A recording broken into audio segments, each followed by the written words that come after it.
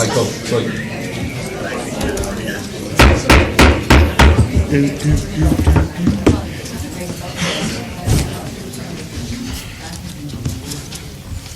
Good evening, and thank you all for coming. We're going to go ahead and get started. I want to call this meeting to order, and the first thing we have on here is the Pledge of Allegiance, which will be led by Matt Hodges.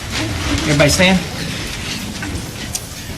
I pledge allegiance to the flag of the United States of America and to the republic which stands, one nation, under God, indivisible, with liberty and justice for all. Thank you. All right. Our next thing on our agenda is the mission statement. Mr. Draper. Beaufort County Schools will provide quality educational programs and services to ensure student academic and vocational success. Thank you. And moving on, we are down to 1.4, which is public comments.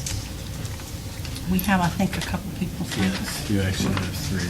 Have three? All right. All right, so let me read this. Mr. Cheeseman is going to be reading the parameters of what public comment are about. Welcome to the Beaufort County Board of Education meeting. Your presence is welcomed and encouraged by the board. We invite comments during the public comment section of the board meeting. This time is set aside for the board to hear comments on programs, policies, and procedures. The board typically will not respond to nor take any immediate action on the concerns expressed, but please be assured the board will take all comments under advisement. In addition to conduct the meeting, in order to conduct the meeting in an orderly and efficient manner, the following guidelines have been established. Persons wishing to speak should have already registered prior to the board meeting by listing their name, address, telephone number, and topic to be addressed. To maximize participation, comments will be limited to 3 minutes per speaker. Yielding time to another speaker will not be permitted. A maximum of 4 speakers will be allowed to speak on one agenda item. The chairman will invite speakers to the podium in the order in which they are registered. Comments must be issue-oriented. Complaints against any employee will not be heard in public session. All regular board meetings are public meetings. However, a public meeting is not an open forum. Public participation is limited to public comment section so that the board may deliberate important decisions without distraction or interference. Our system of public education depends on your involvement. No more important task exists for any community than the education and care of its children. Public schools become what the community wants them to be, so please feel free to share with us your expectations for our schools and our children. Thank you. Thank you, Mr. Cheeseman. We have three people that have signed up for public comment, and if you would come to this podium right here, I think the mic should be on. Make sure you're speaking into the microphone. The first one up is V. Wallace Victor.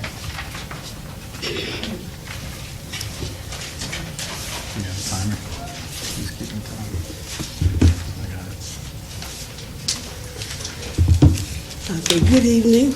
Good evening. I am going to speak about the closing of the EdTech Center. Now, I was one of the teachers that helped to open the EdTech Center when it first started. We were there from Highland Boulevard. Can you lean forward a little more toward the mic? It's hard to hear. From Highland Boulevard to Harvey Street and then to Bridge Street. I was one of the ones who helped to put the furniture in the first building. We even had to borrow chairs from the fire department for our students to sit in for the first 2 and 3 days of school. It meant that much to us to have this building and have this opportunity. We have had students to come there and to graduate, hundreds of them. Might not have been large classes, but they were students who went there and did their best. We have had students to graduate to become registered nurses, to become different professions. One I can tell you for sure is a chemical engineer for Duke Power, and that was my son. He was acting up at the high school, and I brought him over there.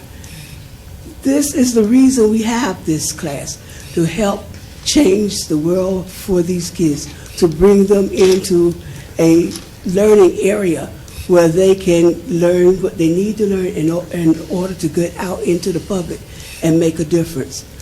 One student, it was the second year that the EdTech was established, came all the way from Mahoskey. She got approval to come all the way from Hosky just to come to the Ed Tech to go to school. She was 20 years old, and she felt like this was her last opportunity.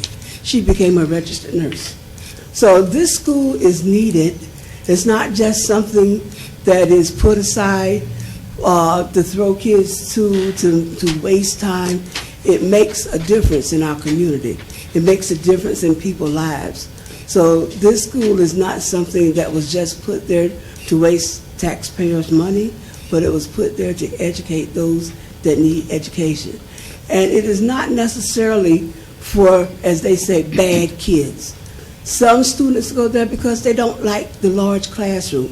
We had one student, he was, well, for lack of a better word, he was one of the sweetest persons I ever knew, but he was very, very, very shy. He didn't like being around a lot of people. But he thrived there at the Ed Tech Center, and he graduated, and he has a steady job to this day. So it just don't throw a wonderful opportunity away. Now, I was there from the beginning of the Ed Tech Center up until October of 2012, when I had to leave because of health. But if it wasn't for that, I would still be there. We have a purpose and a need for the Ed Tech Center, and it's just not something to waste money. Thank you, Ms. Victor. I appreciate it so much. Next up is Candace, is this Hyman's, not Nimmons? Nimmons? And That's absolutely fine. can announce the topic. Yes. The topic is Beaufort County Early College High School in favor of students being allowed to play in sports. Okay, and once again, 3 minutes, and go. Speak into the microphone. Good evening. I'm representing as an advocate on the matter along with students who share my views. With the matter that is being deliberated for the next weeks to come, I wanted to share with you why I support early college high school students joining sports. Early college high school is providing an amazing education for many students, such as myself, but there is something missing. I feel that we are shy of a half circle to become well-rounded students. The other half is sports, which are just as important as any class that a student can take. A sport can be an outlet for not only a healthy life, but for life lessons as well, which can help in our futures. It can help reward students because colleges don't only look for people who excel in academics, they also look for people, social people, who know how to own a field and a test. So it would be nice to have the same opportunity as high school and homeschool students to try new things like sports to find out what lifelong profession we want and become well-rounded students ready to conquer whatever comes our way in the future. Thank you. Thank you so much. All right. Next is Teresa Nimmons on the same topic. Good evening. I came here not prepared to speak on the topic, but I felt inspired because my daughter Candace Nimmons has passion about the topic and wants to play sports. So I'm a parent and I fully support her interest in becoming a more well-rounded student. So I just want to stand here and say please support the early college high school students so that they can play sports just like homeschool students and the other high school students. And I'm very proud of my daughter, and I hope she has that opportunity if the board goes ahead and allows that. Thank you. Thank you. And you should be very proud. Wonderful student. Good job. Thank you. All right. We're going to move on from public comments, and now we're on 2.1, and I need a motion. If you've had a chance to look at the whole agenda, I need a motion to approve the agenda. So moved. Second. All right, we have a motion and a second. All those in favor say aye. Aye. All those opposed? All right, now the next one, there are a lot of minutes here, and if you will let Cindy know if you need to be recused from any of these minutes if you were absent, if you'll take a minute and look at those. May 22nd for me, please.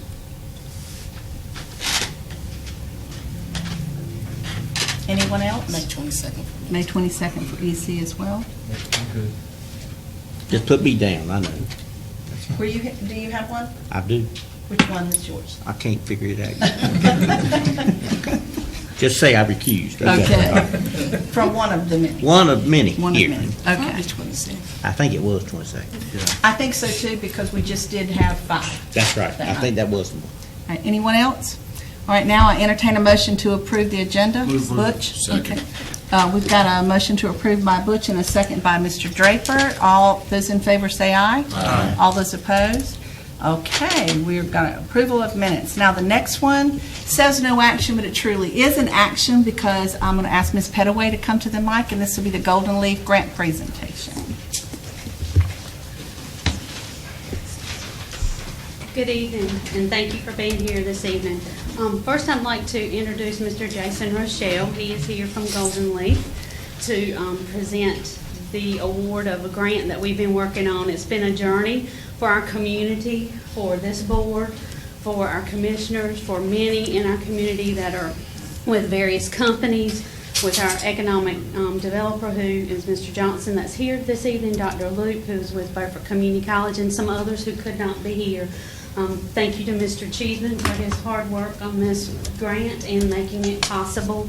This has been an almost 2-year endeavor that began with the Rural Center and having some community meetings and a subcommittee that formed about 4 years ago and started working on our economic development and building, the pipeline of employment for our community to help retain students and adults in the community. I appreciate our principals who've been working diligently on this, our high school principals in the last several months, and Andrea Lilly, who couldn't be here this evening. She's at a conference.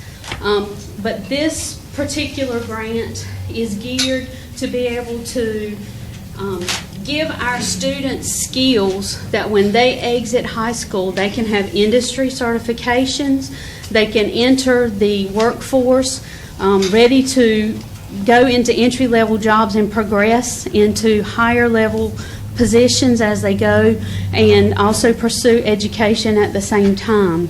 These are vital to our community to retain our population, to provide the type of living that we would like for our community members to be able to hold.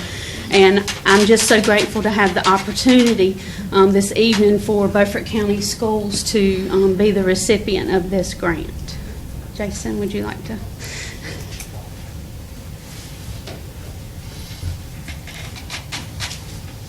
Good evening. Good evening.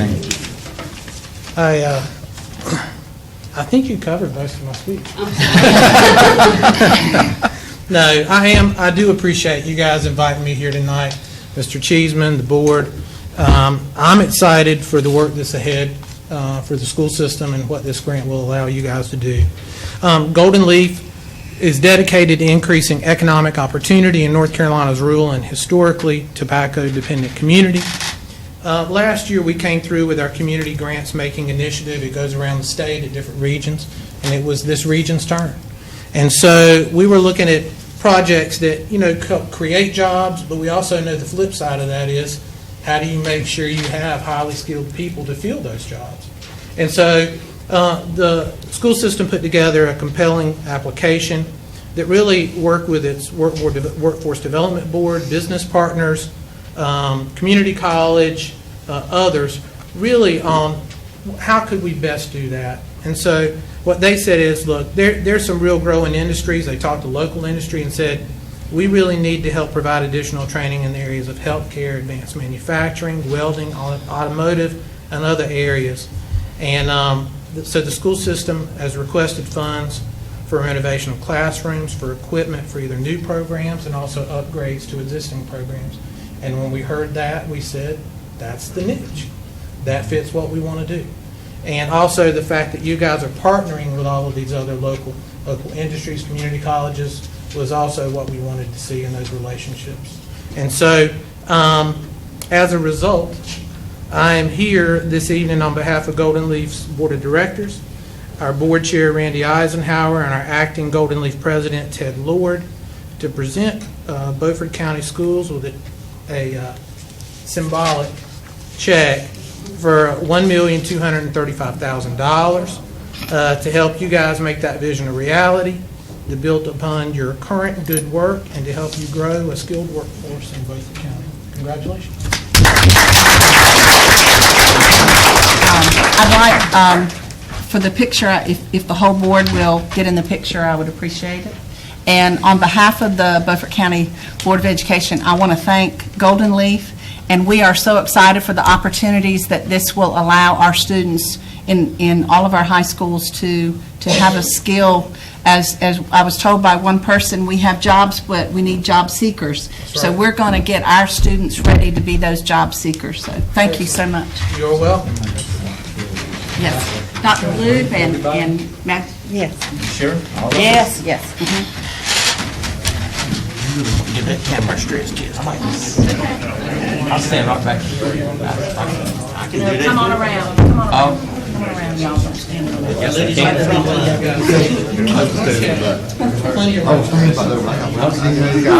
to stand back there, but I can't do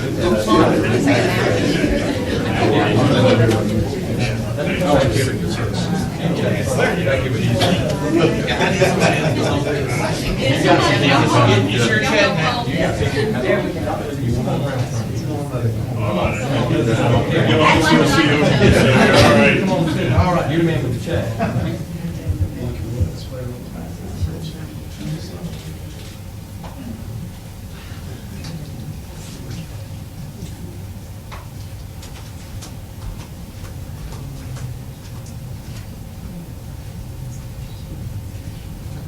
Thank you.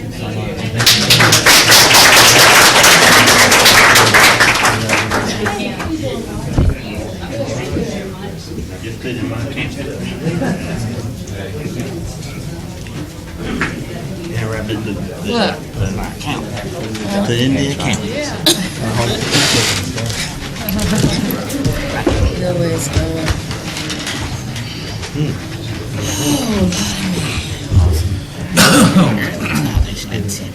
All right, we're going to move right along. The next item up, this is a non-action item. This is just for discussion. Ms. Emily Pape on the early college high school request to participate in extracurricular activities, as so eloquently presented by Ms. Means. Good evening. I would like to thank you for allowing me to represent the early college high school students. I'm here tonight to request that you allow early college high school students to participate in extracurricular activities at the 3 traditional high schools. Every year when I recruit students at the middle schools, they always ask me, I get the same questions, well, can I play sports there? Can I participate in the band? And I have to tell them no, unfortunately. And this is a hard decision for a middle school student to make at 13 years old. And some of them would benefit financially by attending the early college, but they give that opportunity up so they can play sports at the traditional school. I have met with all the high school principals. Mr. Swenson is here tonight in support of this, and all of the high school principals are in support of allowing the early college high school students to participate in extracurricular activities on their campuses. So what does this look like and how does it work? We are a 5-year program. What you have in front of you is a list of the students that attend from each attendance area. So the number that you see, the total, will be added to the number for conference level status, which will be determined, I believe, in August after they get the 10-day ADM from the schools. Transportation would not be an issue. We run 3 shuttle buses from the early college to the traditional schools. So they would be there for practice, and they would also be there for home games. So the only responsibility for the parents would be to get the students to the activity buses at the traditional high schools for away competitions.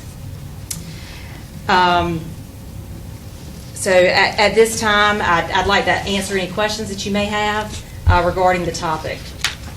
Okay. Anybody want to, like I said, this is a non-action item.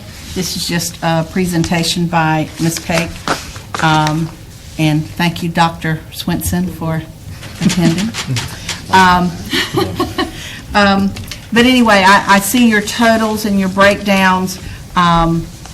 So does anybody have any questions?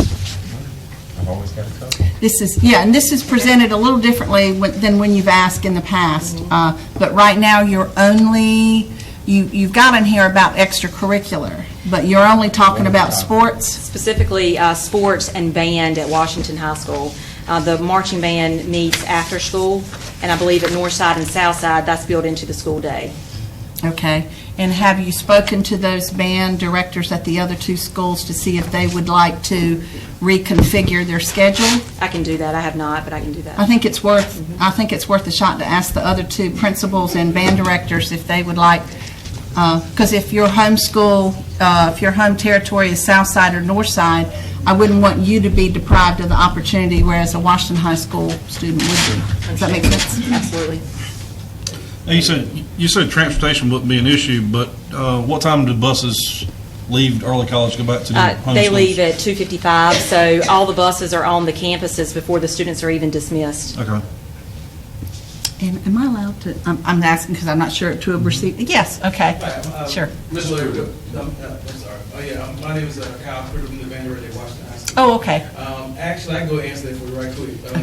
Our practicing starts right after school, so actually that would actually be perfect. Right, yeah, that's, I meant for Northside and Southside, with theirs being during the day, they may want, if they know, and I don't know what the board decision will be, but if they knew that that opportunity was there, they may want to ask their principals to redo their schedule. But I'm not basing that on anything I know. I'm just throwing it out there. I'd want those students to also have the opportunity. Yeah, that's I'm sorry, I didn't recognize you because I see you from the back all the time directly. And there were a lot of students, they're rising sophomores, and they are here tonight, but there were a lot of parents, kind of disappointed when they found out they couldn't play band or participate in the marching band at Washington High School. So there were probably 10 to 12 students that gave that up to attend the early college. And I see 150 would be added at Washington High School. Are we close on classification changes? Yeah. So we way off? With that When I came on board a couple of years ago, we were at about 1,020, I think, when I took over. That was the initial number I saw, something to that That's got to go up pretty high. And then, but now we're down to maybe 890 over at Washington. So you add another 150, so you're looking at 990, just over 1,000 back to where we were before, 2A when I came. The thought process now is that we remain 2A, however, in a year they're going to reclassify. The state's going to reclassify anyway, so we're not sure where we fall. Right. Okay. Gotcha. Hope that answers. Yeah, I didn't think you were, but I didn't know. And I'm not sure how,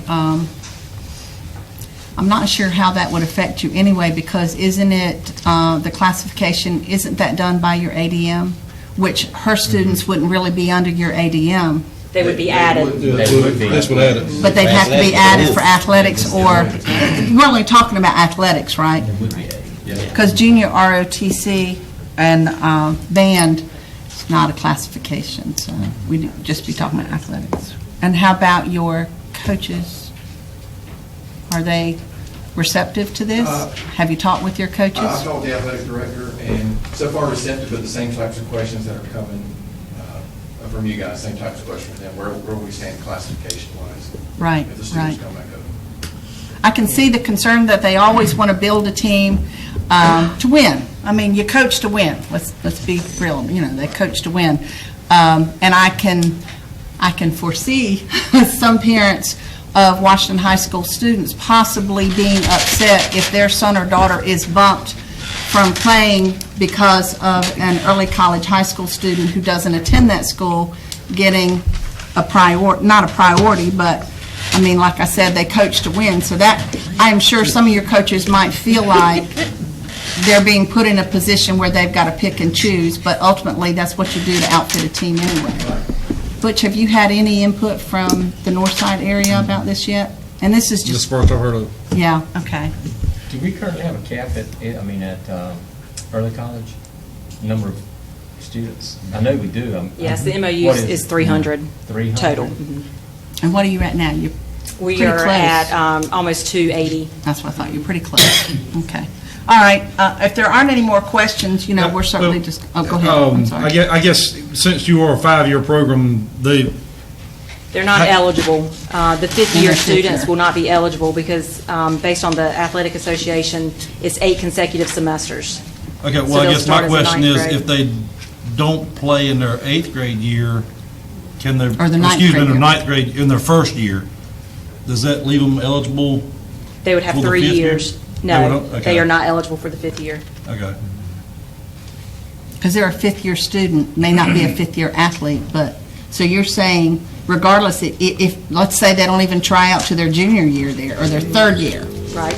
they still are only eligible for their third and fourth year? That's correct. Okay. Does everybody understand what we're talking about there? Okay.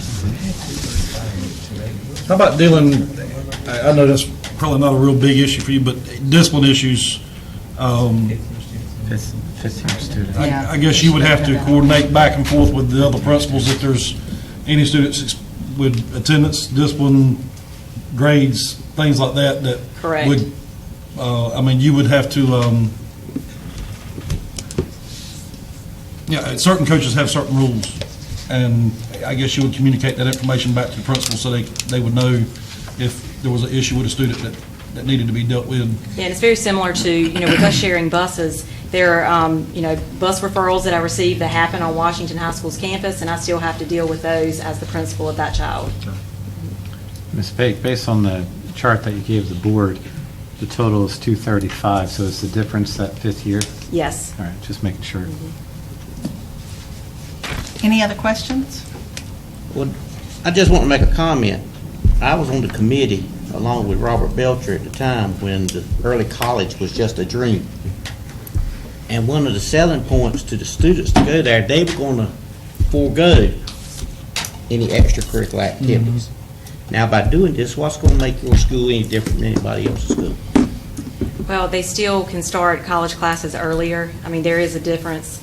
And, with the students, I don't mean to put you on the spot. That's I'm just okay. making a point. Yeah. What's going to make it your school? How many other early colleges have athletic programs? there are Nash Rocky Mount, they actually have 4 traditional high schools in their county and 2 early colleges, and they allow their students to participate at the traditional schools.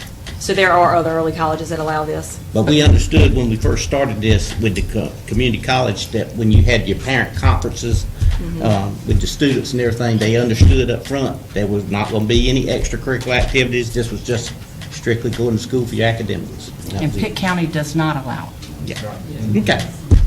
And that was my concern too, is that we just forming another school that looks like the ones we already have.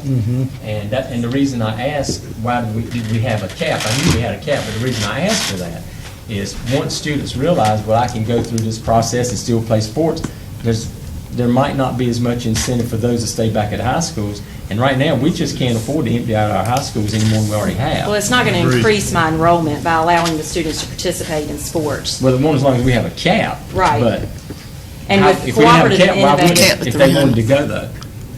with cooperative and innovative high schools, each grade level can only be over at 100 kids. Right. It can't be over that.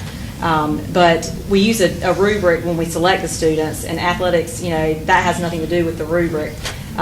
So we would still bring in the same amount. Our enrollment would not increase. Now, the applications may, the Right. number of applications, and every cohort that we have, every grade level is 60-40, 60 female, 40 male. And a lot of the reasons why the students do not, some of the male students choose not to attend is because of the sports and band. I don't know. But I understand, and we'll give it serious consideration and thought. But yeah, I had the very same concern when I first read this on the agenda is students know what they're signing up for when they sign up and apply to go to early college. And if we keep bit by bit eliminating those roadblocks that keep them at their traditional high school, then it becomes a concern that we are. I mean, you can ask now, Dr. Swenson has a lot more students, but our other 2 high schools, have lost students to go to early college. And so one of their selling points is that they have athletics. So if you take that away from their selling point, it makes it more difficult for those schools to keep their students there. So I understand both sides of this coin, and it's just going to take discussion on our part. And does anybody else have any more questions? What kind of timeline are we looking at? Right. Because I When do think you have football to practice is know? going to start I know. soon. So. Well, I'm sure it's already started. And for some of the teams, I mean, I'm not sure, but they may have already, picked their team, so it would not be an option for the students.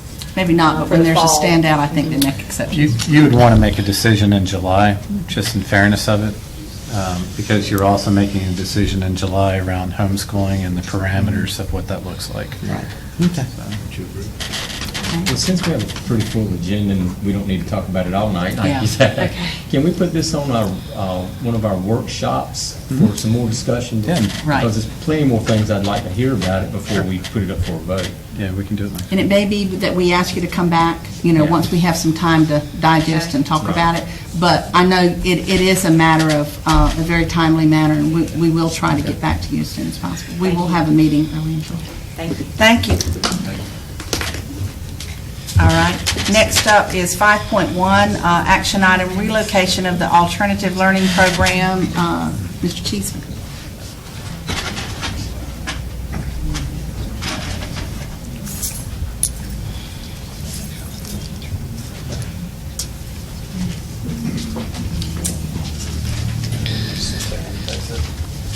All right, ladies and gentlemen of the board, over the last few weeks, we have talked about the Ed Tech Center and more specifically around the alternative learning program. And coming back out to you is a map that you've seen multiple times now, but just as a reference point. So in short, there are actually, as we talked about in our community forum last Thursday night, there are actually two opportunities on the table. And opportunity A is that you leave Ed Tech and the alternative learning program currently functioning in the manner that it is, looking at potentially restaffing the district and looking at the fiscal implications of keeping the building in its current state.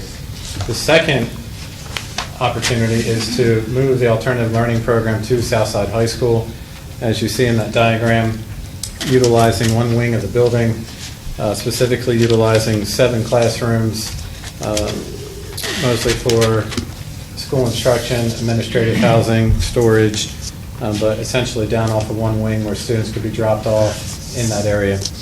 And by doing so, we would move to a blended environment, meaning we'd still have to make staffing changes both here at EdTech, here at the alternative learning program, but also some of the other changes that we're currently making in the district, which overall would ultimately balance your budget.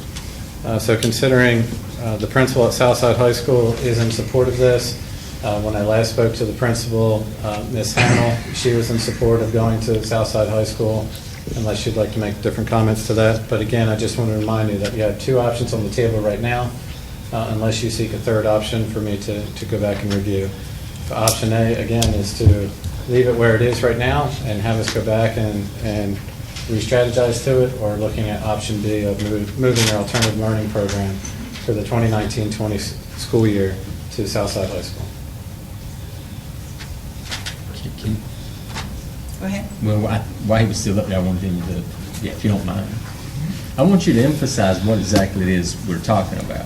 Sure. Because we've had a lot of discussion, and the part I'm speaking of is this is not really moving EdTech as we know it today. No, sir. But I want everyone else to hear that, because I've had a number of calls, a number of questions, and I'm positive that a lot of the public does not understand what you're really talking about. Sure. So you're looking at the Pathways program specifically around alternative learning, meaning these are typically students who have fallen behind in their academics for various reasons. They could have been out of school homeless. They could have been out of school for medical leave. They could have been not going to school for various reasons. Had family tragedy. It could have been, you can name the reason, but they're behind in their academics. And so in this Pathways program that the principal oversees, these will be the students who would then be moving to Southside High School. These are not the students who have been essentially reviewed as carrying knives, carrying guns, being extremely violent. These are not the students that we're looking at this time. And so there are different opportunities for those students. Additionally, you would have K-5 opportunity in a different location that will present to you at a later time, and also a 6-8 opportunity that we would present to you at a later time. But right now, you're looking at students in the Pathways program who have typically just fallen behind for one reason or another. Right. So the program you want to establish at Southside is the alternative learning program for Pathways only. Correct. No disciplinary kids or students assigned to Southside. They may have had a disciplinary issue at his school, but it's not an issue of violence. Right. And so whether that's been the case in the past versus moving in the future, typically there are ways that students enroll into the pathways, and part of that is an administrative placement. But that administrative placement comes to my desk, so we can look at that on a case-by-case basis. Okay. Can I ask you a question while you're there, Mr. Cheeseman? Yes, ma'am. I know we stretched out and to Snowden to give them another year to try to work things out. Yes, ma'am. Is it not possible to do the same thing at EdTech? If the board elects to do so, absolutely. We would have to go, that's the two options that you have. You can stretch it out another year if you'd like, and we would go back and redesign as to how we can make that work. Look at the fiscal implications of that, looking at utilizing your fund balance also. There are opportunities that you could look at, sure, but that's a decision that you and the board would make. So if that's the route you go, let's be more plain spoken. Sure. You're looking at trying to plug $600,000 at least. Yeah, it's 600,000 right now. So when you talk about looking back at I don't know if you said staffing earlier, what was it? Yeah, staffing and personnel. Right. What that actually means is you would have to go back and look at cutting staffing and personnel. 10 positions in the district. Exactly. So, I just want to make sure everybody understands. Yes. It isn't just a matter of just wait another year and everything's going to go away. No. You're going to cut 10, at least a minimum of 10 more bodies, as well as maybe possibly, I believe I heard in the earlier meeting, programs at some of our schools. It's possible, yes. So the I don't savings see would how have we to can come lose from more somewhere. programs at our schools. No, the savings would have to come from somewhere, and if the alternative learning program, the Pathways program, stays at EdTech right now for the 2019-2020 school year, then that would require our team to go back over the next month and present fiscal actions to you as a board to make decisions on which positions would then be cut down in the district in order to get that $600,000 off the table. And just to remind you, as a Board of Education, you have utilized up to $300,000 a year for the last 5 years in your fund balance in order to try to sustain your budget each and every year. And you have just come under your 8% now.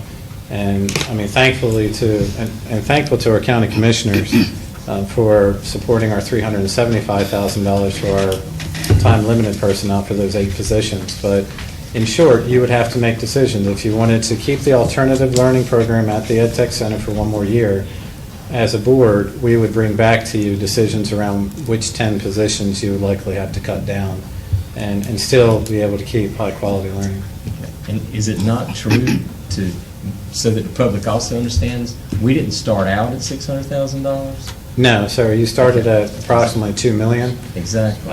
So we have already closed out many positions that were vacant due to transfers, due to retirements, due to people moving away, whatever it might If have I'm been. not mistaken, we've closed out 13 positions. Yes, sir. Already. Yes, sir. And now you would say you would have to close out an additional 10. Yes, sir. Because you certainly can't go to a fund balance that we don't have much of anymore. No, the goal is to stop utilizing your fund balance and your planning allotment. I don't see where you have a lot of choice myself. So at the end of this current year, the fiscal year ends technically this Friday. I understand. So everyone in the audience understands that. You're running from July 1 to June 30th on a fiscal budget. So at the end of this week, we project utilizing $272,000 of your fund balance in order to cover the debt that you had this current year. But that was money that you had projected last year at this time in order to balance your budget for this year. The goal is to stop using your savings account for reoccurring expenses. Your savings account, which is known as your fund balance, should be used in time of need or time of emergency. So you're down under that 8%, and 8% is the recommended amount in order to be fiscally solvent.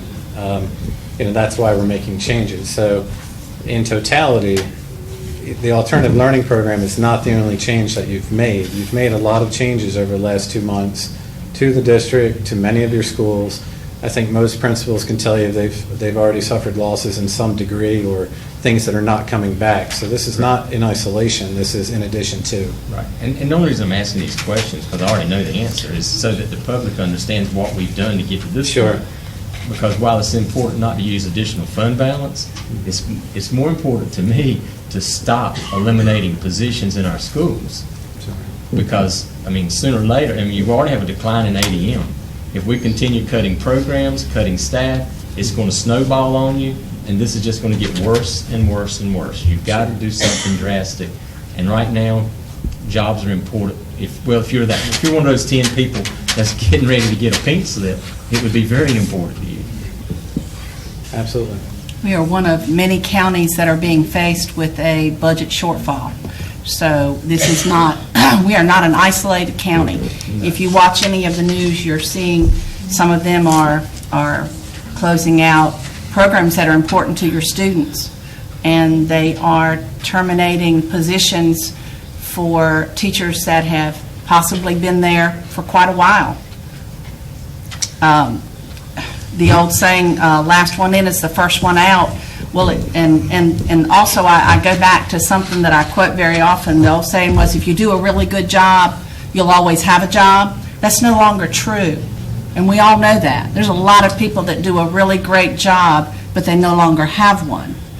The last thing I want to do is terminate any more positions. I don't want to see any more of our teaching positions or programs go away. I think Beaufort County Schools has already suffered a loss year after year after year. We've had to make cuts. We've gone back to our principals, and we've asked them to increase their class sizes so that we can absorb more positions. And I'm very proud to the two that are standing here, as well as the others, that they've done just that. But now they're saying, we've cut to the bone. Now we're going to start cutting programs that are important to the students. And I will say, this is not an easy decision. However this vote goes, we have, this has been a very difficult time. And just to follow up on some of that, there's reasons why your budget expanded so much in terms of the need. And those are some of the reasons that you can't control as a board. For example, your fuel costs from the state have gone up, so we project, six-figure changes there. When teacher salaries increase, the state does not cover the amount of their benefit COLAs, so you have to cover that. So there's some of those unfunded mandates that happen that you have to pick up along the line, and so you're also trying to deal with those circumstances. So can we not let since Terry was talking about notifying the public and letting them know, could we not let them know where the behavior children that you were talking about, where they go? So right now, we're working on potential homebound services on a case-by-case basis, and specifically where we would educate those students. Since you brought up last week, what if a child doesn't have a home? What would we do for that child? So those are things that we're trying to work on behind the scene right now to bring that plan to the board. Well, how much additional cost is this homebound services going to be? You currently already have homebound services with staff in place, so I don't anticipate a major cost to it because your staff is already in place and already serving students. And so it's on a case-by-case basis, and they rotate out and they rotate in. So right now, any number I would give you would be forecasting just a guess, but I can look at what we currently pay our homebound teachers. Well, I'm going to say something. Like it or lump it. Sure. This thing has been a political football since back to 2003. And I know some of my colleagues sitting around this table is getting a lot of pressure from some other elected officials. Well, I think the vote's going to come, and I think they're going to finally get what they wanted. They've been beating the drum for years and years, and we've been able to put it off and put it off. I think now the time has come. They have made us go into our fund balance for 5 years or more now. Yes, sir. So they backed us into a corner. And who's going to suffer? The children. And it's not fair.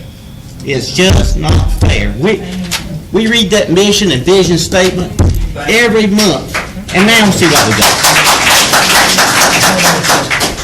We are backed in the corner because of politics. The only thing I'm going to comment is that the term suffer, I disagree with a little bit, Mac, because I think their needs, I think they're going to be provided with I think Southside is, if the board goes in that direction, Southside is a wonderful school. They will keep their principal, they will keep a lot of their staff that's already with them. So, and I'm just saying from a standpoint of, I'm not downplaying what the facility means to them. I'm just saying, I don't want to downplay what type of school Southside is either. Well, Southside's a wonderful school, Madam Chairman, but I'm going I understand what you're saying. promise you that the number of students that's going to be going from Ed Tech to Southside, you're going to see a decrease in the number. We might. Because they're going to go somewhere else. That's possible. And right now, I don't really much blame them. Any other comments or questions?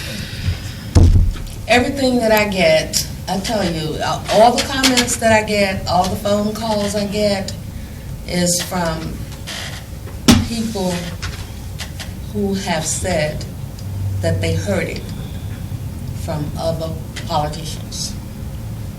Okay, so I want to be sure that we're doing what we're supposed to do as far as the Board of Education, and not what somebody has thrown in our ears. You know what I'm saying? So my concern is, let's not forget what we're here for. And if we can do that, we can ride it out. Okay? That's all I want to say. Just not forget. I might not have any children there, you may not have none there. But the fact remains that there is some there that needs to be taken care of. That's all I got to say. Finish.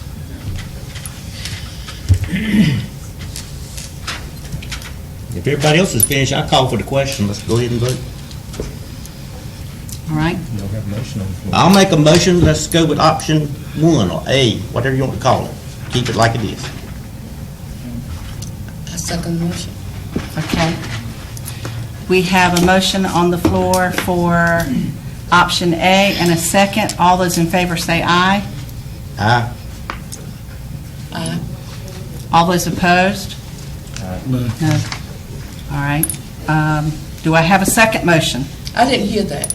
Could I hear it again? Sure. Do it by hand. All those opposed, Raise your raise your hand. hand. Okay. Did you get that, Cindy? All right. Do I have a motion? Michael Bilbrough? Yes, ma'am. Okay. I'm sorry, I'm really sorry. Do you have a vote to, Matt made a motion for option 1 to leave them where they were. Ms. Booth seconded. We had 2 votes in favor and 1, 2, 3, 4, 5, 6 against, so that motion was not carried. So now I'm waiting for another motion. Is there a motion for option D? Sure. I'll make the motion. I mean, if that's what we have to do. I'm not going to come here and accept laying off more of our teachers and employees. Just not going to do it. And I've looked at the budget over and over. I know we have hundreds and hundreds of thousands of dollars in things that we have to pay for that we don't have the money. None of this is going to be popular, but nobody's willing to write me a check for $700,000 or $800,000. So I say for 1 year, at least for the next year, move it to Southside. I make the motion to put it at Southside and see how it goes. We're not eliminating an education for children. You're putting them in a fine facility, and they'll be able to get the same quality education they're getting now at a different location. Okay. We have a motion by Mr. Williams to go with option B and a second by Mr. Allen. All right, any discussion? You said for 1 year, we're going to try. I said, let's just at the end of the year, we'll review it and see where we're at. Well, I know where we're going to be. Okay. All right. All those in favor say aye, or a show of hands, right hand. For 1 year. All those opposed? Michael? I'm in favor of Terry's second. Okay. All right, thank you. All right, motion carried. Now we're going to go on to 5.2, and this is about the Title I plan for 2019-2020. Greg Singleton. Mr. Greg Singleton, you're up. Yes, ma'am. Thank you, Madam And Chair. if you'll, we have all these, most of you, Greg passed out a folder. If you don't want to click on it on your computer, if you will go ahead and open your folder. It's an orange folder. I decided it would be best if I just brought it in paper. Okay, hold on just a second. Yeah. I'd like to, Greg, for right now, I'd like to call a 2-minute recess. That way, anybody that came would like to leave, you can do so. Yes, All right, do I have a? Sure. Okay. You need something? I don't think I need a motion for that. I think you can chair. All right. Thank you all for attending.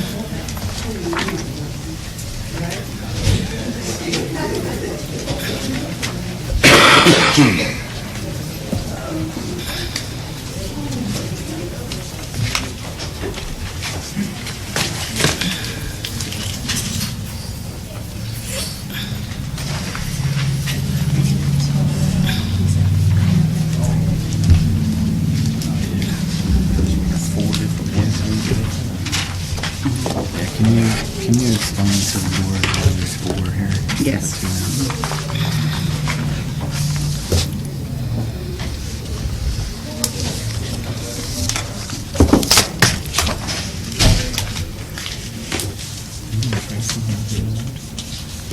Who's that?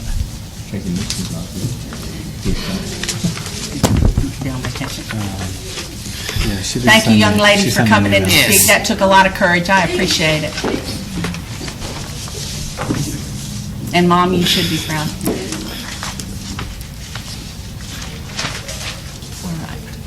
All right, I'm going to declare we are no longer recessed. And I'm going to start before Greg starts to tell you why this changed a little bit from proposal A and B the way it was. It's because I had a very informative conversation with Greg yesterday and let him know I really didn't, I really couldn't wrap myself around both options, and I just knew there had to be possibly some gray area there, so that's why he's put his thinking cap back on, which I really do appreciate, so I'm going to hand it over to you. Thank you, Madam Chair. Originally, we had, in working with Mr. Cheeseman and our stakeholders, I'd come up with 2 proposals, A and B, as far as the District Title I plan for fiscal year 2019-2020. You do have now before you 4 proposals. I did have the opportunity to speak with Ms. Walker yesterday and Superintendent Cheeseman. And I did come up with advisement from Superintendent Cheeseman 2 additional proposals. So those 2 additional proposals are A1 and B1. And these 4 proposals are for your review for the District Title I plan for the FY20 school year. And each one of these plans, it's 2 spreadsheets. I'll start off by saying that on page 1 of each of the plans, the district set-asides, that is the amount of funds paid for by the district off the top in Title I before disbursement out to the schools, are fairly similar with the set-asides. And those set-asides are district administration, of which one of the major costs is the indirect costs that this federal program pays back to the district, the 1% minimum requirement for parent and family engagement, which, while a very small percentage of the federal ESSA law, is in dollar amounts is one of the largest as far as in the actual legal statutes.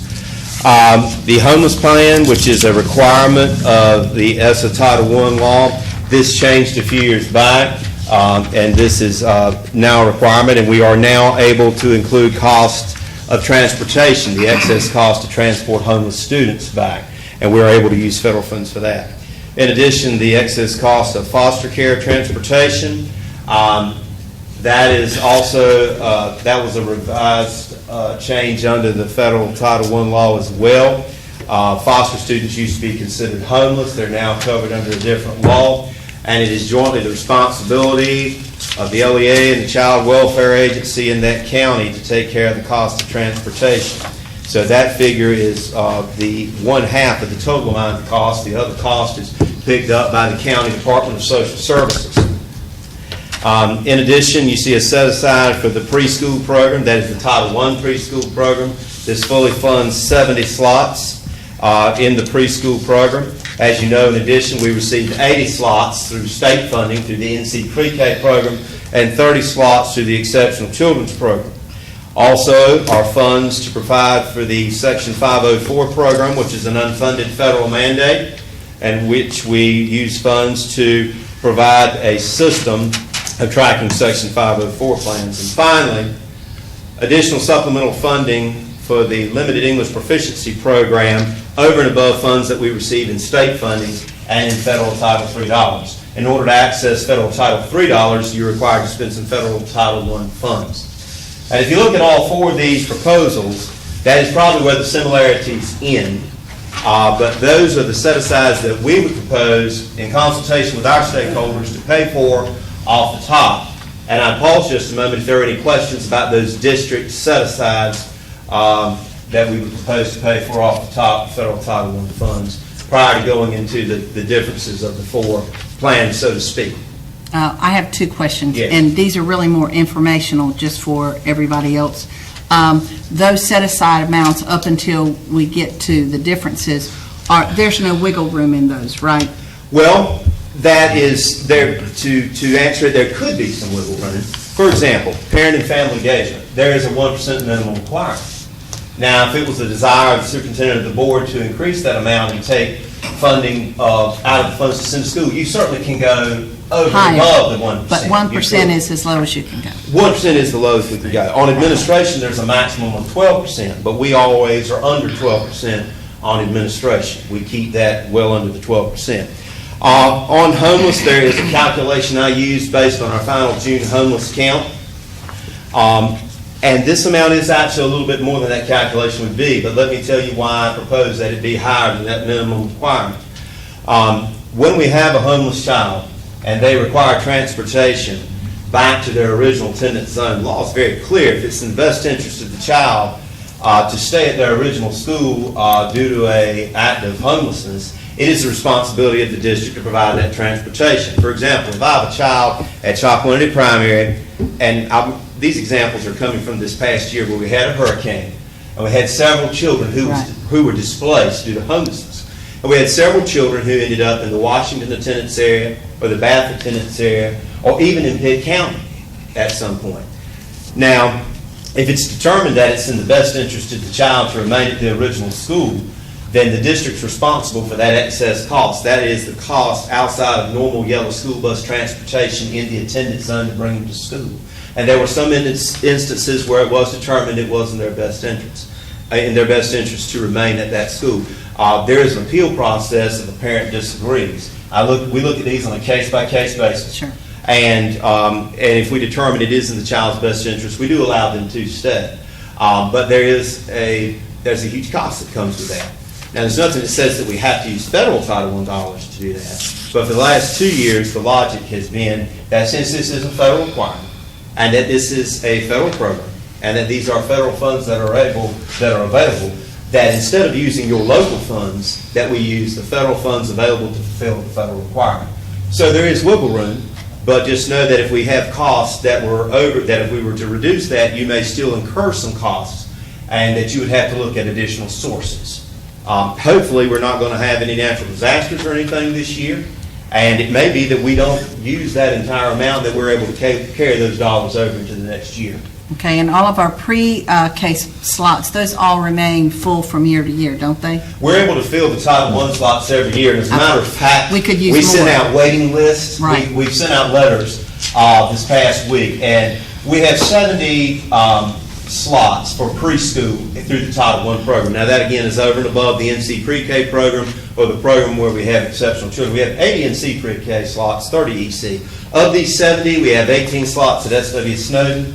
SW Snowden is totally Title I Pre-K because it's not recognized as a child care center, and therefore it cannot have NC Pre-K slots like Eastern, Northeast, or Chalkwanity Primary. There's 12 Title I Pre-K slots at both Northeast and at Chalkwanity Primary, and the balance, I believe it's 44. My math may be wrong. Is at Eastern Elementary. So it does provide that. It provides for the teachers, the teacher assistants, the salaries, the fringes, the benefits, supplies, and the cost of transportation. The state does not fund us to provide transportation for preschool students. So the transportation budget does not include any funds for that. So every year, the Title I program reimburses the Transportation Department approximately $40,000 for the additional cost of carrying students in the pre-K realm to school, because your state transportation formula is based on K-12 allocation. So we do pay the district back that cost. We also do that in EC. We also do that in NC pre-K as Which well. I still cannot understand why the state doesn't provide for that, because to me, they should be providing for transportation for pre-K, but that's another day. Yes, ma'am. I'm going to let him move on unless somebody has a question about those figures in yellow. Okay, go ahead. All right, and this is again where the plan changes. Originally, I had put together two proposals, A and B. And in proposals A and B, proposal A was a proposal that, similar to the current year where you're currently in, you funded 8 schools, and that did not include P.S. Jones. Proposal B was a proposal that included the funding of P.S. Jones. And on both of those proposals, if you look down at the last, it's a green color, line, it's about $1.3 million that we would be sending out to be dispersed amongst those either 8 or 9 schools. But I'd like to call your attention also to this yellow line here, the one that says $598,000. That is what the district proposes in proposals A and B to put in unbudgeted reserve in the course of this coming year. I mean, we're getting a planning allotment of about $2.3 million. We propose to put that in unbudgeted reserve, and it's a large amount. And you may say, why in the world do we need to put that much in unbudgeted reserve? We would propose to do that due to the fact that the allocation, the first allocation of these federal dollars, which used to come down in the very beginning of October, is now not coming down until the end of October. And this would allow us, with the program, to have enough, I hate to use the term fund balance, but Title I kind of has a fund balance too. This would allow us to have enough in our savings account, if you will, to have enough to cover the paychecks of our teachers once they come back through the October pay period. All right? So that is with proposals A and B. I would call your attention to proposals A1 and B1. Proposal A1 is similar to proposal A in that it does not include P.S. Jones on the second page.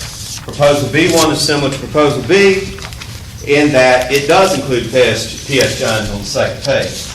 However, on proposals A1 and B1, if you look at those same green and yellow lines again, first of all, if you look at the yellow line, in those proposals, we only propose to reserve enough in unbudgeted reserve, or our savings account, if you would, to cover paychecks through the September pay period of 2020.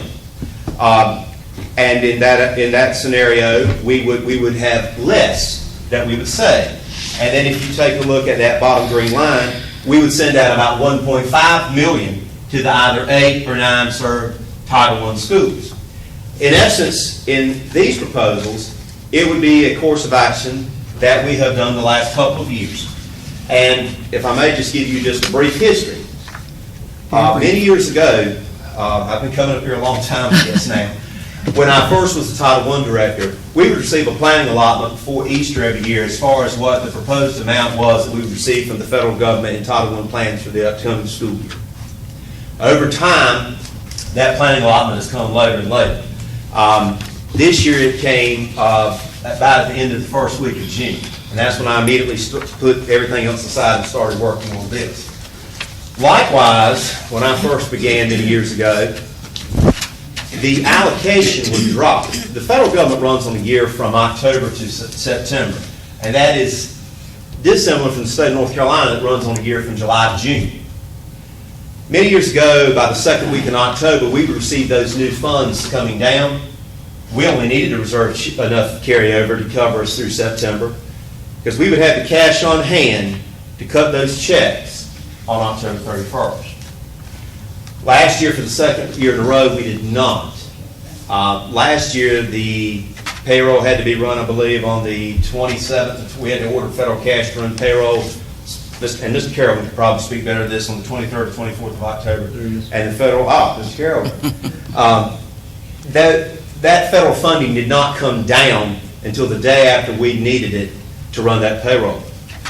So you say, well, what's the difference? Well, what we've done the last couple of years is, when this has happened, we, the Title I program and the finance officer, has borrowed from your local funds that you receive to cover those paychecks in October.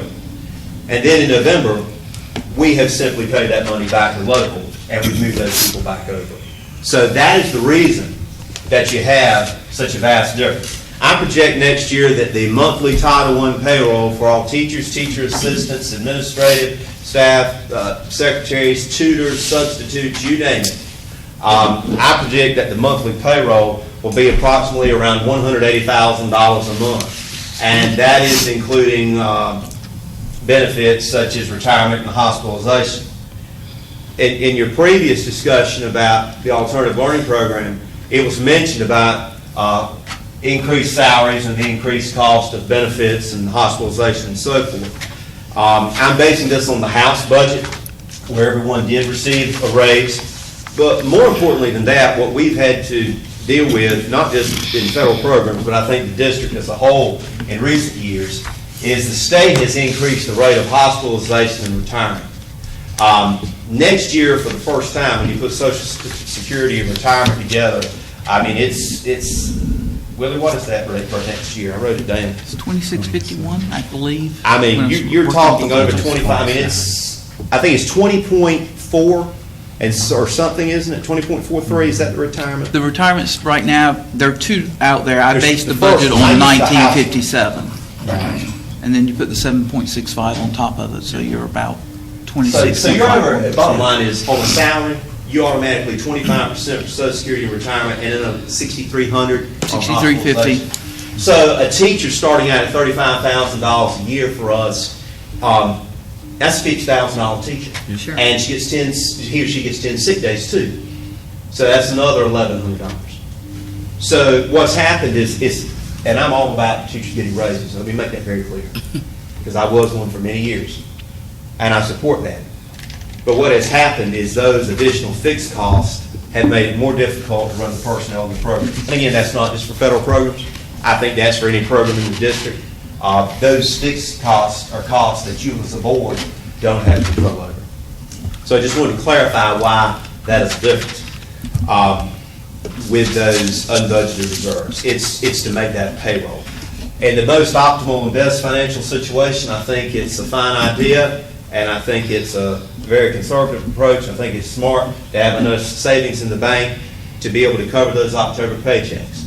At the same time, I also understand that as a board and as a community and as a school system, that we want to be able to send as much out to help as many children as possible as well. So I understand both arguments, and I certainly see both sides of it. Well, essentially, the money gets there. It does. It's just you're holding it for next year, right? We're holding it in order to cover those paychecks. Like Right. right now, whatever we determine tonight, as far as placing unbudgeted reserve, it's not to cover the paychecks this July, August, September, or October. It is in 2020. Because what we will carry over on Friday night, that is the cash that we'll have on hand in the Title I program as of Friday night, the end of the fiscal year. That is what we will use to cover the July, August, and September paychecks of 2019. Can I stop you and ask Willie Mike a question? Yes, sir. While it's on my mind.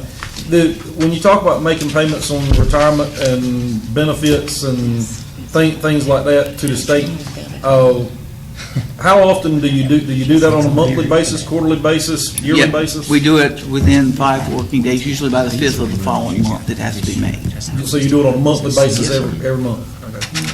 And the 26.5% was this year's percentages.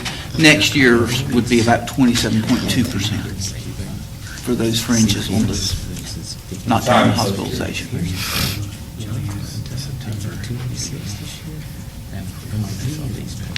So with those four proposals, that is how we get to those numbers. I will call your attention to the very bottom line on page 1 of each of the four proposals. With proposals A and B, which puts enough in unbudgeted reserve to cover paychecks through October of 2020, once we go back to the divider, which is, the divider is the number of low-income children overall in the district, which is 2,611, we end up with a minimum per pupil allocation of $369.72 per impoverished child. On proposals A1 and B1, where you're only setting aside enough to cover through the September paychecks, we end up with a per pupil allocation, again, an allocation per impoverished child of $419.90. And that is how you're able to send more out to the schools in those proposals. Pastor. So if you looked at A1 or B1. Yes, sir. Essentially, you're saying we would look at covering the cost through September. Yes, sir. And if the board decided A1 or B1. Yes, sir. It's with the understanding that if there were a hiccup that came along the line and we didn't get our drop for October, that the board would allow us to use our fund balance or another means to pay for the October pay. And then after it dropped in, the board would recognize that we'd immediately replenish our own money. It's like Butch said, it'd be temporary. But that's why I just want to make sure that That is so. everyone. And that is what we have, would that agree is what that we the will money probably was do this October, and that is what we did last October as well. Yes, sir. I just want to make sure that everybody knows. Essentially, what we do is we mimic his federal 3 in local, so we can track it, that we make sure we move those costs back to his federal program once his money drops. Right, and I just want to make sure that, come September, headed into hurricane season kind of thing, I just want to make sure that we're aware, everyone's on the same page, because we're trying to be fiscally responsible. The issue is, with the hurricane, is the cash flow piece. Right. To be able to front the money, being that we've already fronted it for those federal salaries. Are you working with a larger sum of money this year? I need to know. I'm more comfortable having him budget an extra month than just to take me through September. I know that you are. I respect that. But I don't support that. It's okay. Because and I'm just going to put out there, I don't see how we can not fund P.S. Jones with Title I money when all the other middle schools are getting Title I money and they were low performing. I don't know what they're going to be this year, but they were low performing. I think it's really hard to look at a school and a faculty and a principal and go, we're going to give it to everybody else but not you. We know you were low performing, but Good luck. yeah, I'm not for that. I'm not for that. Correct me if I'm wrong, this is only a one-time fix, because that money's gonna roll over again next year. So, what you're doing is taking the October money and putting it out there now. So next October, you're gonna have to turn around, it's really, you're really. No, it's not a one-time fix at all. Because he's rolling over, he said he's rolling over $500,000. That's right. See, I'll take that, we'll take that, and that's what we used to get in September. What this would do, well, I guess if you say, it depends what your definition of a one-term fix is. It would fix it, and, for lack of a better word, if you put that much in unbudgeted reserve, I have a spreadsheet that I use where I take every salary of every individual currently in Title I, and I take a percentage and I build in a 2% raise on everyone, and that gives me this number with that matrix that I developed on an Excel spreadsheet to let me know. And now what's going to happen is every year that number's probably going to go up because salaries and benefits go up. Yep. So that might be a little bit more next year. But we'll deal with that then.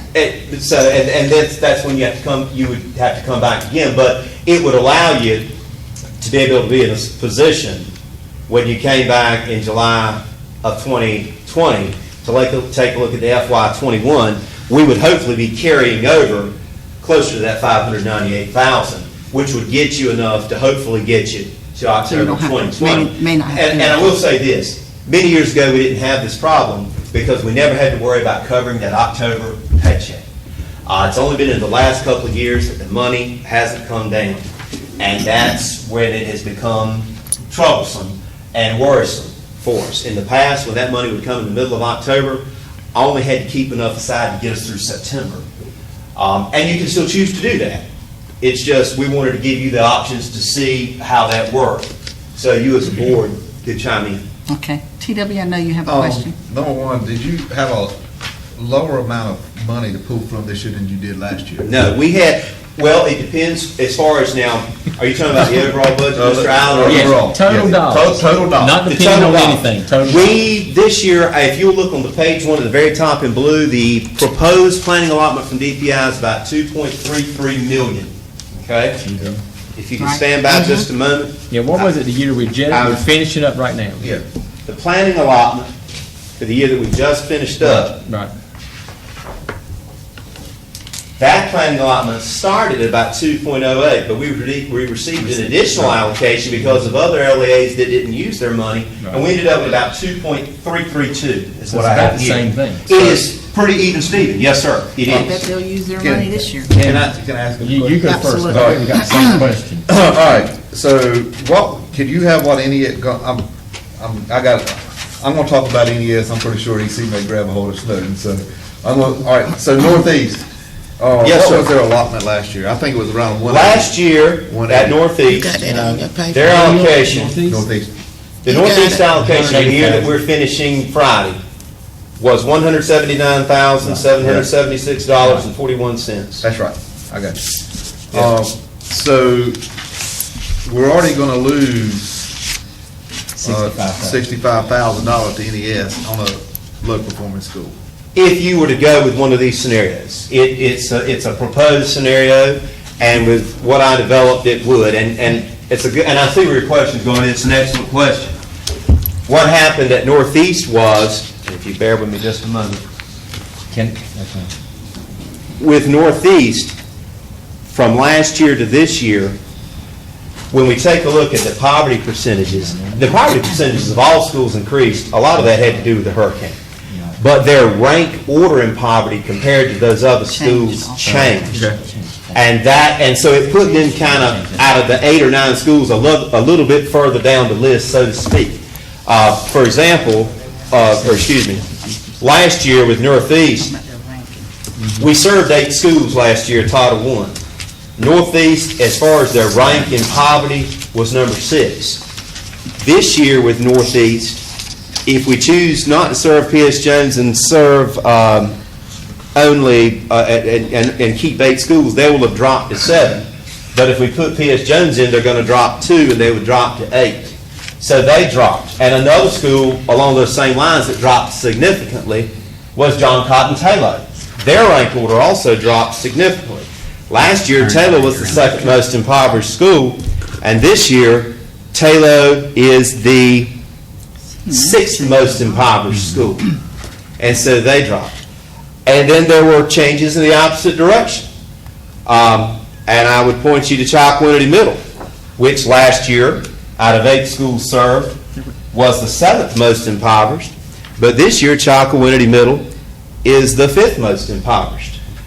Everyone's percentages changes, but the rank order changed is what happened. The one that looks to take the biggest hit is Snowden to me. Yeah. And it would depend on which of the scenarios you're referring to, Mr. Allen, but there is one, yes, that they do.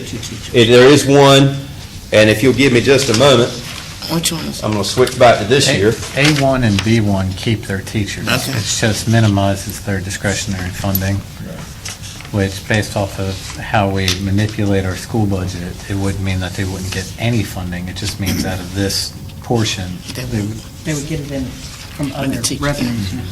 Mr. Allen, I think you're referring to Proposal B about Snowden, Yes. in which their funding would be reduced to the point that they wouldn't have enough to cover the cost of the second teacher they traditionally had.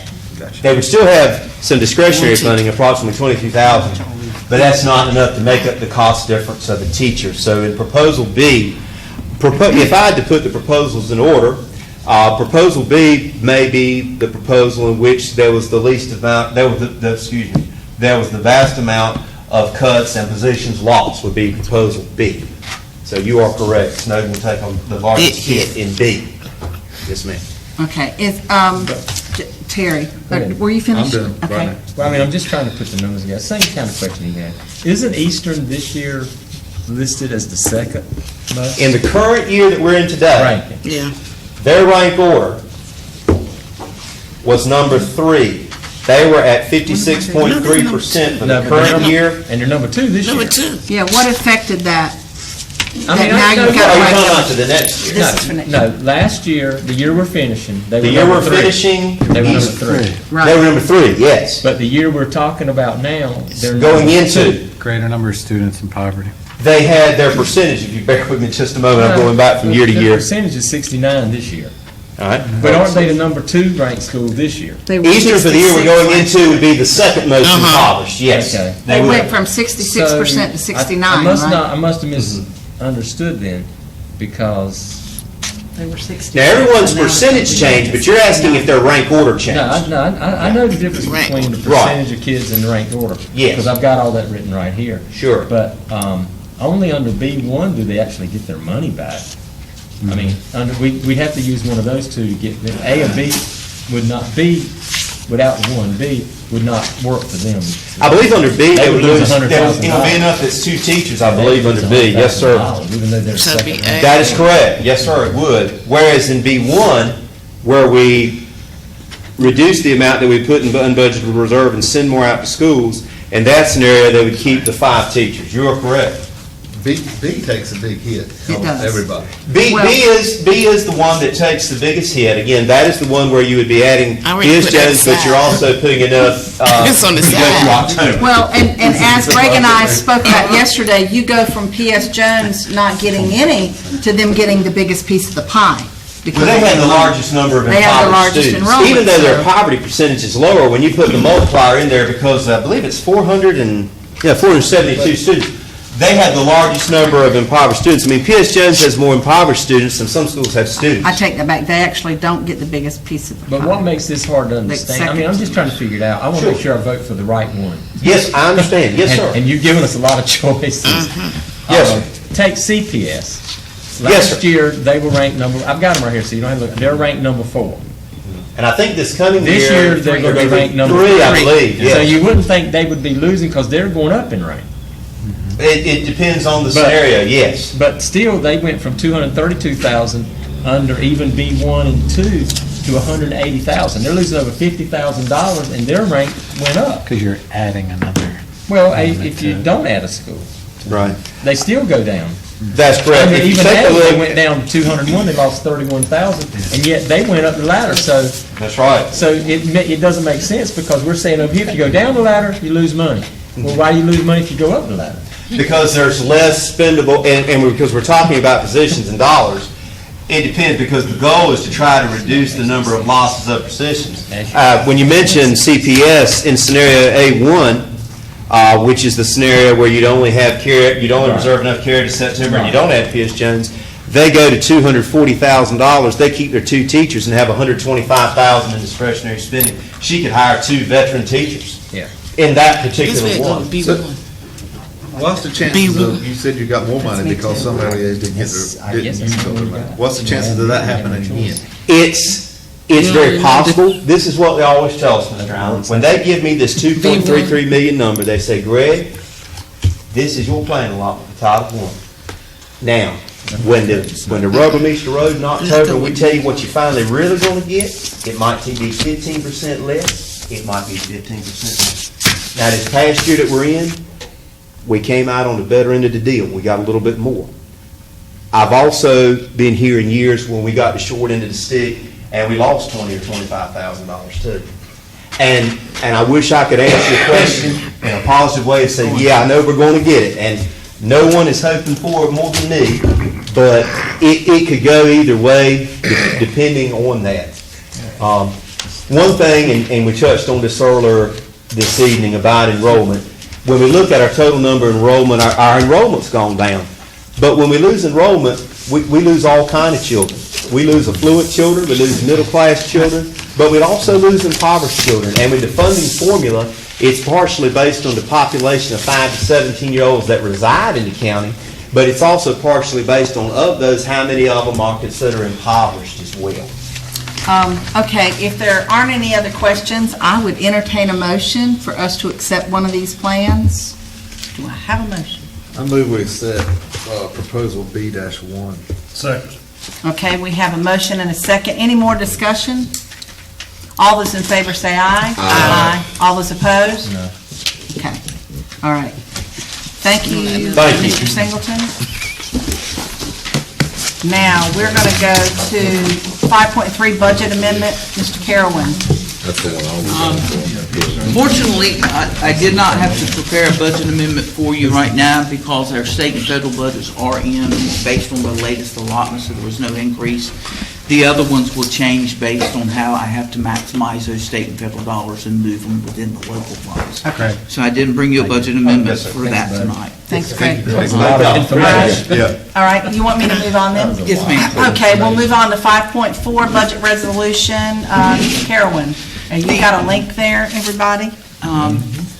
Based on the cover sheet that we sent you was based on our last meeting on June the 11th, when we talked about the cuts that we were trying to maximize that $1.517 million difference.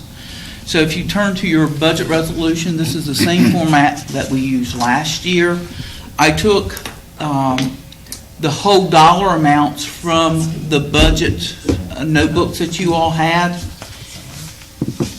And then when we get to the local budget, Fund 2, there are colored highlights that reflect how I changed the values between the notebook and this budget resolution to address that $1.5 million. Keep in mind, the issue with Snowden and the $1.5 million are some of those positions are in state, so I'm maximizing state dollars, so I'm reducing the local. So it's at the end of the year when we find, or the end of the hiring practices, when we find out who we have, how much they're going to be paid, I will be moving them to maximize position allotment, months of employment, and minimizing the dollar cost in the local budget. So if you look at the first one, our classroom teachers in PRC 001, that was where I took the $650,000 for the 13 positions that we were going to eliminate. And if you look at the appropriation that we're getting from the county, they took the entire cost of the SROs. There was money that we were paying in state, so now I'm going to be able to maximize some state dollars over there as well. So that's where that hit changed. In PRC 02, when we did the alignment of the directors and the shifting them back and forth, there's $135,000 difference there. PRC 03 is where we're maximizing the shift in the EdTech change of $556,526. The charter schools, if you'll recall, that one was based on $1.215 million if they gave us the additional $2 million. So this had a reduction based on the current funding that we're anticipating on getting from the county. So it had a decrease of $282,436. PRC 39, that's where we received that additional $570,000 for those additional 6 SROs they gave us this past year. Transportation, we had budgeted an increase of about $378,000 for anticipated fuel costs. We reduced that one by $278,000, so we do have $100,000 in there for additional fuel costs if we need it in the coming year. And then the plant operations, we decreased about $63,000 to make the numbers work.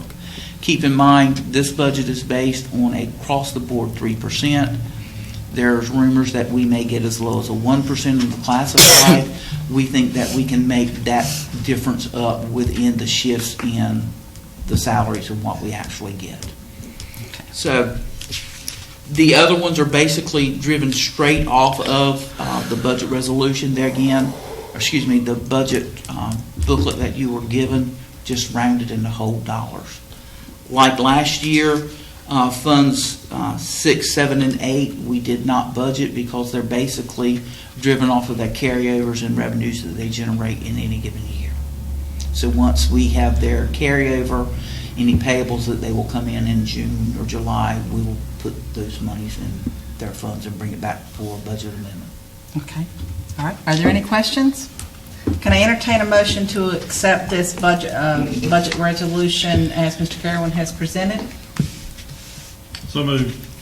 Second. All right. We have a motion and a second. All those in favor, say aye. Aye. All those opposed? All right. You are still up? Yes, ma'am.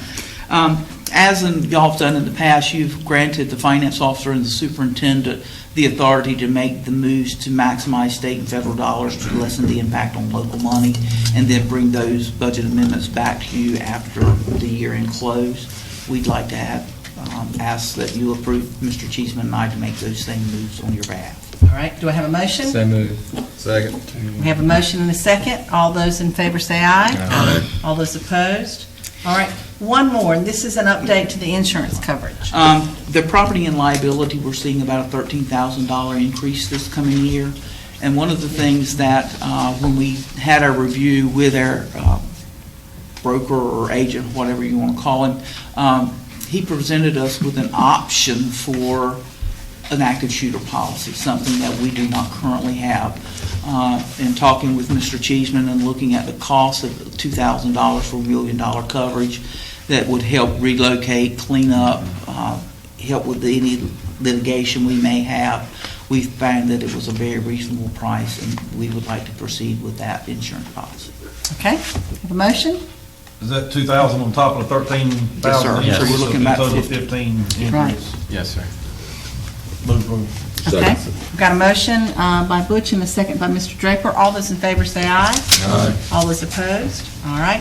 Mr. Cheeseman, 5.7 P.S. Jones Memorial Park, and he has passed out something Single sheet of paper. at the beginning of our So I don't have it. meeting. If you need another one, I'll give it to you. The title says Ed Tech Center Campus Considerations for the Joint User Agreement with the City of Washington.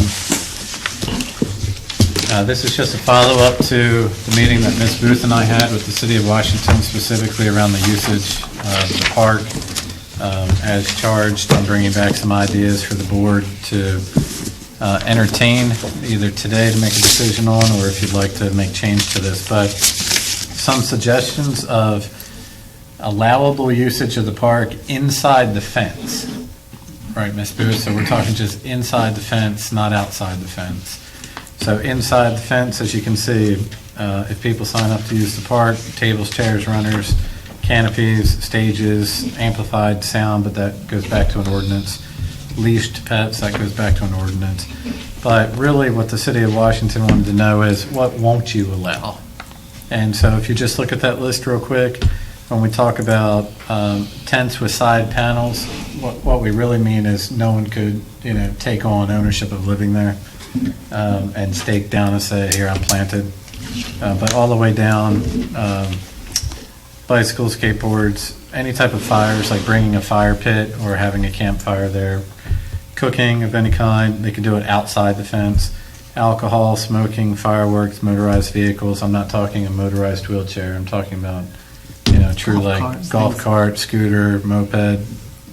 So these are some ideas that we can present to the City of Washington, but I could also entertain if you'd like me to add or subtract. Under motorized vehicles, I would want to make sure that the exception to that is handicap scooters and... Yes, I'll document that. Okay. A lot of people that have handicap scooters that are motorized, and I want to make sure that they're allowed in there. We'll make sure it's permissible. Right. Yes, Booth? Do you, what do you think about the vendors that want to go into the park? Do they need a permit? You think they need to get a permit? I think that would be based off of what the City of Washington's ordinance would be and what they're trying to bring in. If you were actually staging, say, some type of festival where people wanted to come in and set up a booth and sell items, and the festival alone would probably need a permit in that regard. I talked with Teresa the other day, and she said that it really depended on what the board wanted as far as asking for a permit. I mean, they could do the permit, but it really depended on what the board wanted as far as asking for a permit for them to sell. Right.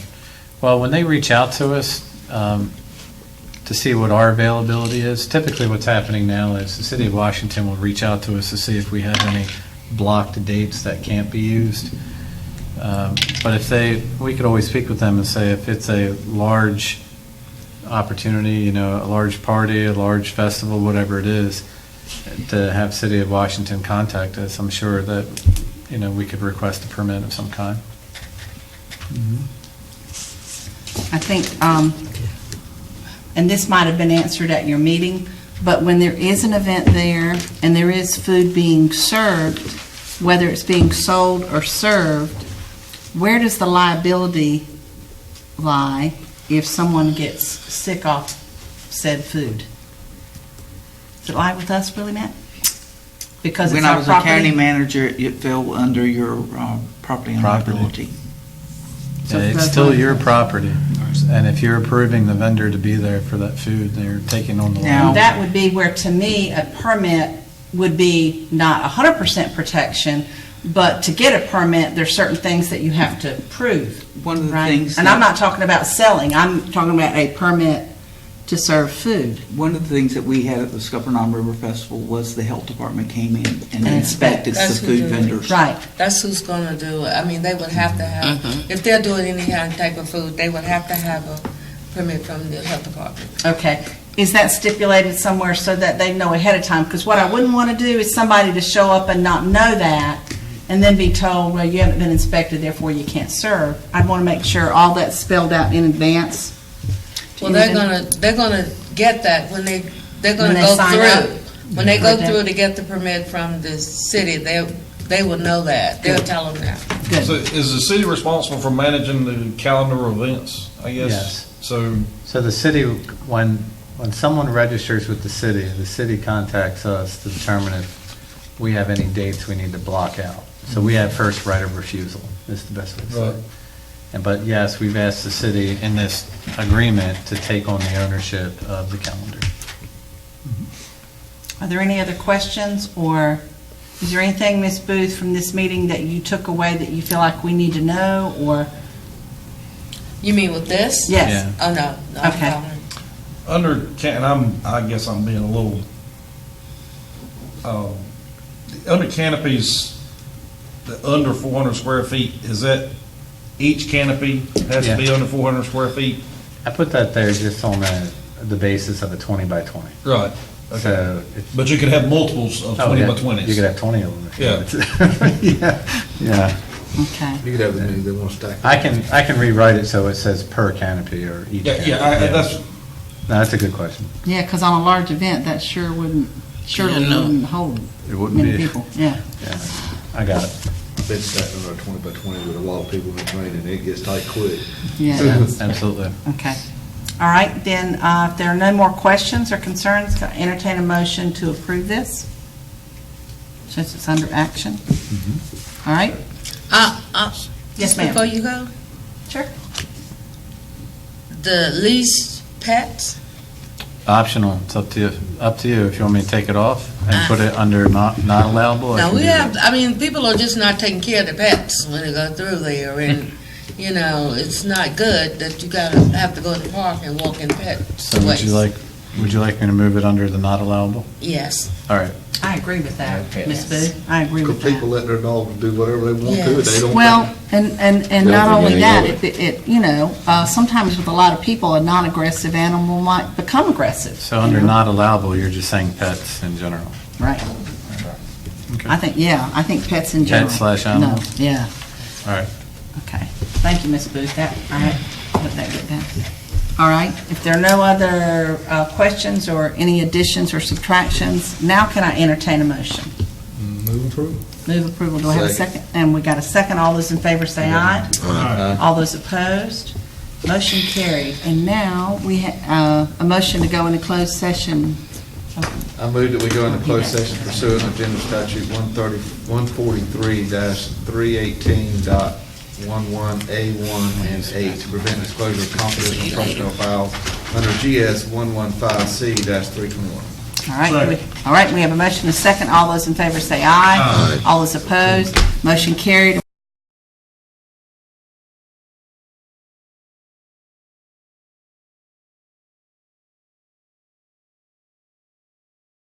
All right, we're back in open session now, and I need a motion to approve our personnel agenda. So moved. Yeah. Second. All right, we have a motion and a couple of seconds. All those in favor say aye. All those opposed? Motion carried. Calendar for 2019, July. If everybody will look at if they have a calendar on their phone or somewhere. they can see, July.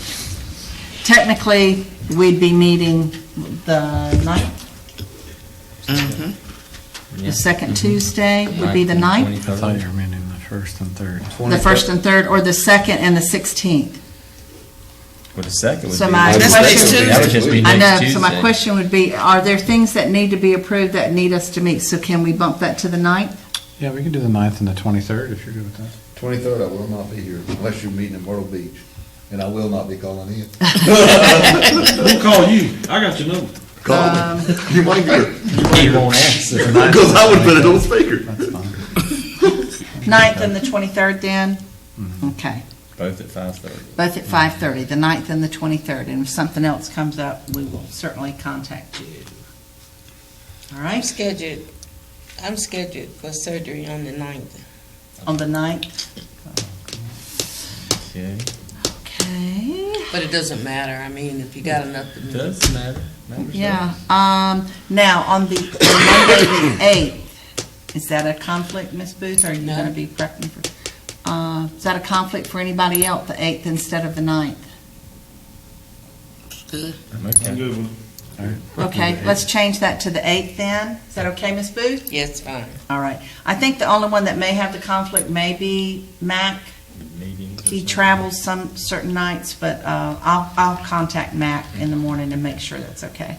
All right, and still, if we go for the 8th, we'll still go for the 23rd for now. Okay. All right, board member updates. I'm going to start at this end. Mr. Draper? I have nothing. Okay. Okay. Mr. Oliver? I have nothing. Mr. Allen? I have nothing. All right.